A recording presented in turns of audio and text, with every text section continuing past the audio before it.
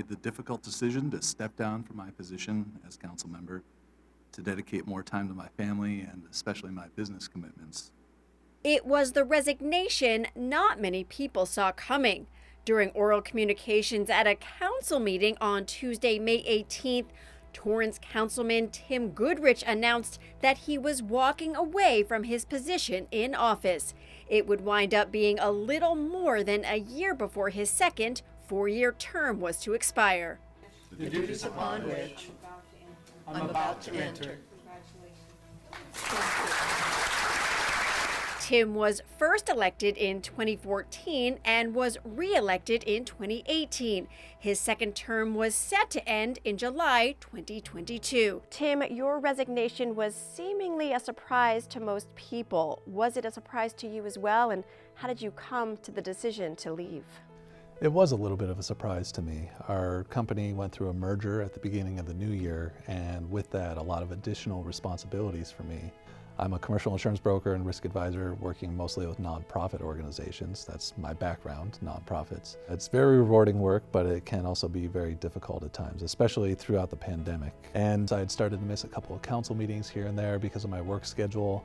And I finally came to the conclusion that we need to have somebody in that position that can dedicate their full amount of time to the position, whereas I couldn't do that anymore after 7 years. It was a little bit of a surprise, but I did have a couple months to prepare for that. You mentioned your 7 years. You've also said those 7 years were the most fulfilling of your life. Tell me about that. They were very fulfilling. Just being out in the community, talking to members of the community, that was my favorite part of the job. Listening to people, even if there were complaints, I was there to help.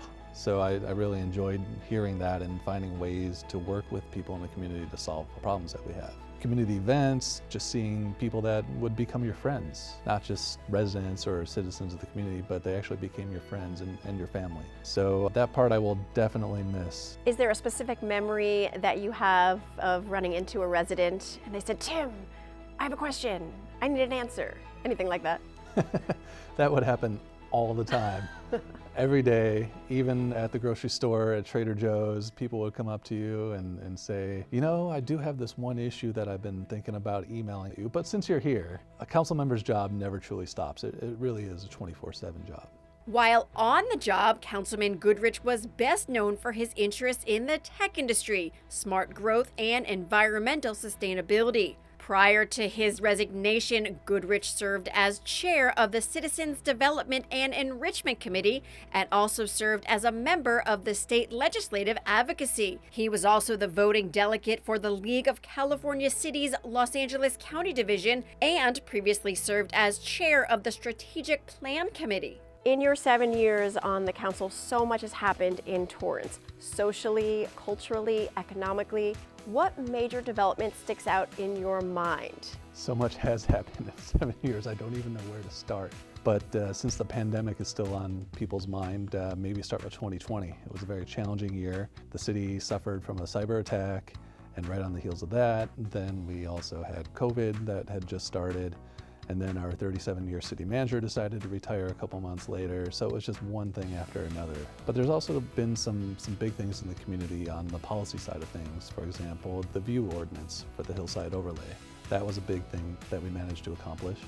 The refinery, when that explosion happened in 2015, all of a sudden modified hydrofluoric acid, this deadly chemical that the refinery uses, was at front and center of everybody's mind and a big concern. So that was a big issue, and I took point on that, I guess you could say. I wrote the resolution opposing the use of it, which eventually went down on a 5-2 vote, but it was the right thing to do.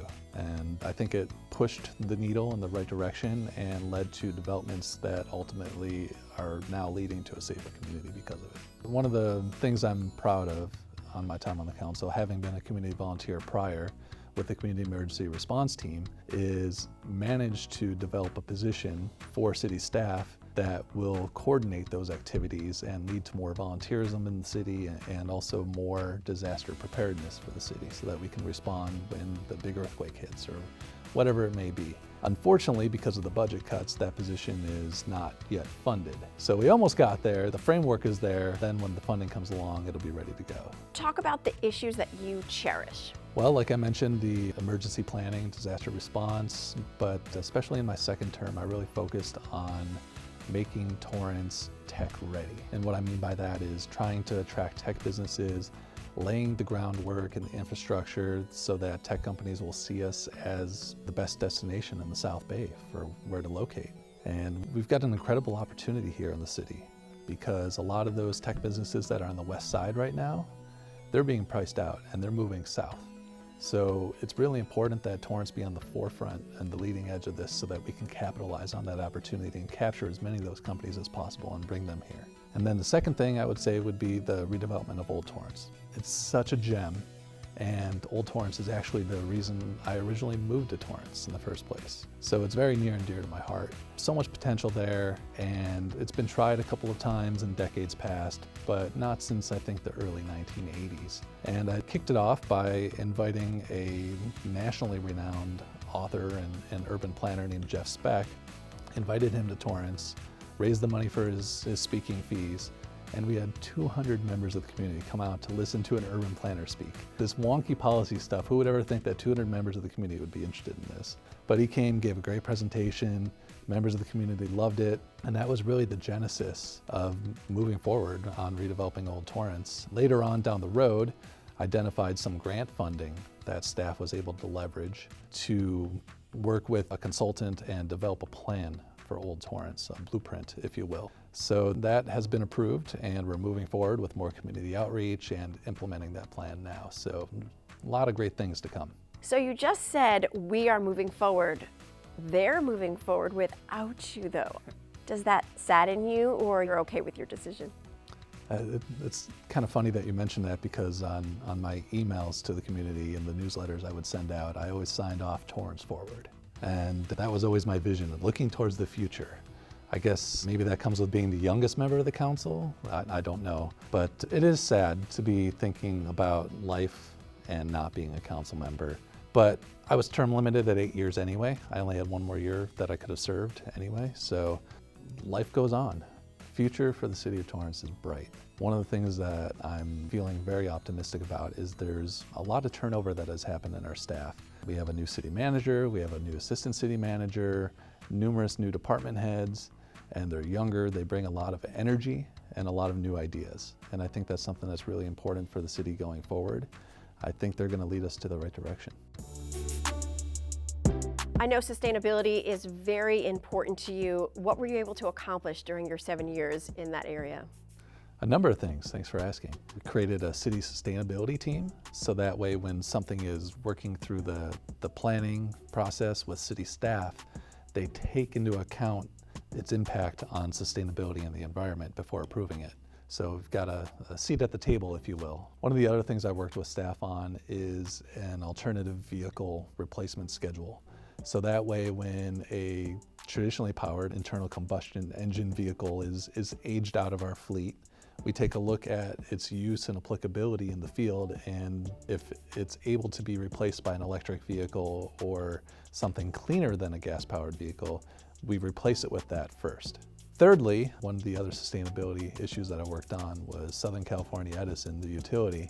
They were drafting language with the Public Utilities Commission back in 2015, I believe it was, to roll back some of the net metering rules in solar electricity, which would make it less profitable for users to put solar panels on their home. The payback period would have been much, much longer. So I worked in the city and collected hundreds of signatures from residents that had solar on their roofs, and to turn in those signatures to the Public Utilities Commission. With sustainability, environmental issues are very important to you, and I also know you drive an electric vehicle. So there's meaning behind that too, right?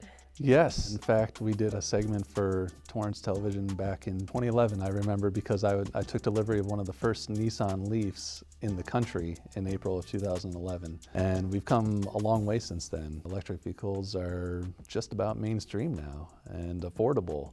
The technology's come a long way. City staff was great in implementing a 1 charger per mile infrastructure so that you're never more than a mile away from a charging station. And it's the future. Even back in 2011, it wasn't always about the money because it wasn't the best financial decision, I'll admit, at the time. But if you're looking out for your kids and for your future, you got to be keeping sustainability at the forefront of your mind. What was one of the most difficult things you had to do during your time on the council? One of the hardest things was after the mass shooting in Las Vegas, having to attend a reception that was being held by family members and friends of one of the young girls that was killed, and say some supportive words to the family. How did you leave that reception? How were you changed? It was hard. In the moment, I knew I had to step up and be a community leader and be as supportive as possible, but walked away from that just thinking that life is too short and that young woman's life was taken way too early and should have never happened. And it was a tragedy, and still feel for her family and her friends. Humanity is not always positive, so you've got to take the good with the bad. And again, our job as council members is be a leader and be there for our residents. I am one to never regret anything. I feel like there's no use for regrets. But if you can go back to your time on the council, what would you have done differently, perhaps? I also try not to have regrets. I try to have learning experiences is what I call them. But there's one thing, and I think it's maybe minor in the broad scheme of things, that I wish I could take back. And it may sound silly, but there's a restaurant that we approved over at the corner of Hawthorne and Del Amo, right next to the famous burger restaurant. And that parking lot is already too busy. Now that it's built and you see what it's like, you're like, you know what, maybe that wasn't the best decision. Maybe we could have had them locate somewhere else instead of this already well-trafficked area. So again, maybe a relatively minor thing in the broad scheme of things, but that just stands out for some reason. You are a Torrance resident and you have a son who goes to school in Torrance. You'll have more time to be a dad. Yes, yes. Are you excited about that? Yes, I've actually managed to, in addition to my other work responsibilities that I've now picked up, I have freed a couple hours in my week. Amazingly, I got to get out at 6 a.m. this morning for a 5-mile run, which never would have happened with a council meeting last night, and more time with my son, so things are good. I'm adjusting to becoming a normal person again. You know what, a lot of people don't realize the time and dedication it takes to be a council member and do the job correctly. A lot of people think it's just, a couple hours a week. You know, you just see the people at the meetings and you're like, a couple hours on Tuesday nights, but there's a lot more to it. If you're doing it right, you're going out, you're meeting with members of the community, you're meeting with the special interest groups, you're meeting with businesses, anybody and everybody. There's agenda preparation. You should see the agendas. They're this thick every week, hundreds of pages that you have to read through. And then the emails that you get to address different service issues in the community. It's really a 15 to 20 hour a week job. And one of the things that I hope to see in the future is some compensation passed for the council members, because again, people don't realize it, but we're paid $100 a month. And unfortunately what that leads to is a council that's majority either independently wealthy business owners or retired people. And that is not reflective of our community as a whole. So when you've got a city where the average price of a home is $1 million, people that are getting paid $100 a month for public service, they're not going to be able to do it. So I think it's a structural issue that we need to change in the city to have adequate and fair representation across the board. So then what qualities do you hope the person that takes your place has? Good question. Somebody with an open mind. I think that's really important. I know a lot of times maybe another council member will come up with a council oral, they want to explore something and ask permission for staff to explore something, and your gut may say, I'm never going to vote for that. We've got to put that aside and just keep an open mind. Say, you know what, there's nothing wrong with getting a little bit of information first. Let's explore this, and then we can always vote no later if it doesn't make sense. Getting the information and having that open mind is key. And then the second thing is keeping that vision towards the future, especially when it comes to technology companies. If the city doesn't change and keep up with the times, the businesses aren't going to want to be here. So actions have to back up the words when it comes to saying you want to attract tech companies. The two things go hand in hand. Goodrich brought a wealth of experience and knowledge to the table. On the education front, he earned his bachelor's in business administration, followed by a master's in public administration and a certificate in political management from the University of Southern California. Going back to your original idea, I want to serve. What led to that? I know you served in the military, you volunteered, so you had a lot behind you that would lead to service. Yes, very interesting story behind how I got into politics, and not your typical story. You're right, I did serve in the military, had 3 deployments over the Middle East, and also went as a civilian into Iraq, so I saw it from both perspectives. And I walked away with 2 thoughts. One, having been in a third world country that had been bombed out and people didn't even have clean water or electricity most of the day, I came back and I remember driving home from after landing at the Air Force Base the first day, and I looked around and I said, you know what, I'm driving in a nice car, I've got a steady job, I'm driving to my house, and half a world away people don't have any of this stuff. And I'm not going to take life for granted and be that kid that just sits behind the TV and plays video games all day. And then the other thought was, getting into politics a little bit here, is I really disagreed with the war in Iraq. It was a tremendous waste of life, money, and resources, and should have never happened. And I felt betrayed by our government, and that was something that was very personal to me. So I realized that although you don't vote against stupid wars at the city council level, you are still making a difference in society and contributing and trying to move your city forward in the right direction. Did you get that work ethic from your family? Was your family politically active as well? No, my family was never politically active. My dad voted. My mom, I still can't get to vote, which frustrates me to no end. Wait, really? We've had many conversations about that. I grew up in a little town of 30,000 people, suburb of Buffalo, New York, called North Tonawanda. The work ethic, I don't know. I started working when I was 10, had a paper route. You had to be 11. But the girl down the street, she was ready to quit, and I said, well, let me work the job until I turn 11, and then I'll take it over. So I've always been a hard worker. And so Buffalo to Torrance, how did that happen? Buffalo to boot camp in Texas, to advanced training in Mississippi, to my permanent duty station in Oklahoma City.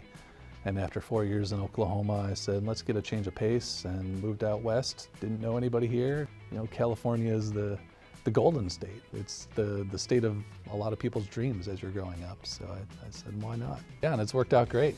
You know, how many people get to say they moved to California, they've got a great son, they live close to the beach, amazing weather, mountains not too far away, they got to serve their city on the city council.